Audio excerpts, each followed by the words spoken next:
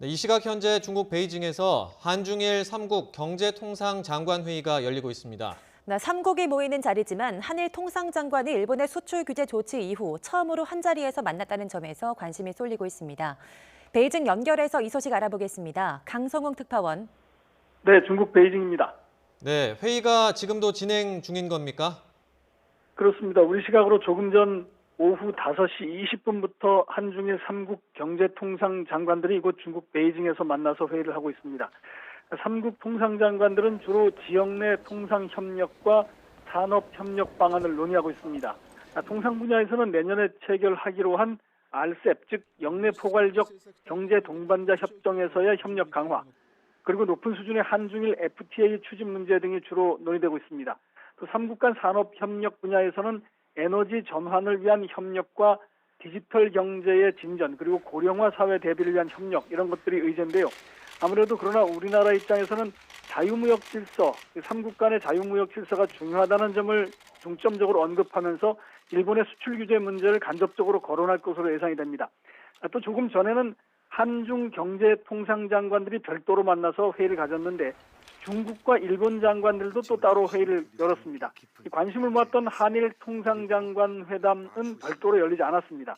우리나라와 중국의 통상장관 회의에서는 한중 경제협력의 고도화, 그리고 무역투자 협력의 강화, 이런 현안들이 포괄적으로 논의가 됐습니다. 네, 현재 열리는 한중일 통상장관회의에서 일본의 수출 규제와 관련된 논의가 이뤄질 수 있을까요? 이번 회의가 3국 간 회의에서 주요 의제로 다뤄지기는 힘들 전망입니다. 그러나 좀 전에 말씀드렸던 것처럼 3국 간의 자유무역 질서를 좀 확대하는 차원에서 이 논의가 이루어지고 있기 때문에 일본의 수출 규제를 간접적으로 지적할 수는 있을 것 같습니다. 또 일본이 최근에 수출 규제에 대해 조금 긍정적인 신호를 보낸 상황이기 때문에 오늘 회담도 관심을 받고 있습니다. 앞서 일본은 지난 금요일에 수출 규제 대상 품목 중 하나인 포토 레지스트, 즉 감광제에 대한 규제를 완화한다, 이렇게 발표를 했습니다. 이에 대해서 우리나라 송윤모 장관은 약간의 진전이 있었다고 평가를 할 수는 있지만 수출 규제 조치 이전으로 돌아가는 것이 우리의 본질적인 요구사항이다, 이렇게 말했습니다. 그러면서도 일본과의 대화에서 진전을 기대한다, 이렇게 말하기도 했는데요. 오늘 중국으로 출국하기 전에 송윤모 장관이 한 말을 잠시 들어보겠습니다. 일본이 한 수출 규제 그 조치는 일본의 자발적인 조치고요. 물론 일본의 그 조치가 약간의 진전이 있었다고 평가가 됩니다만은 우리가 그 문제의 수출 통제의 근본적인 문제 해결에는 미흡하다고 봅니다. 적극적으로 이런 대화를 통해서 7월 1일 상태로 본질로 회복하기 위한 양국 간 현안 문제를 해결하기 위한 그 실질적인 대화에 진전이 있을 수 있기를 기대를 하고 또 그렇기 위해서 최선을 다할 생각입니다.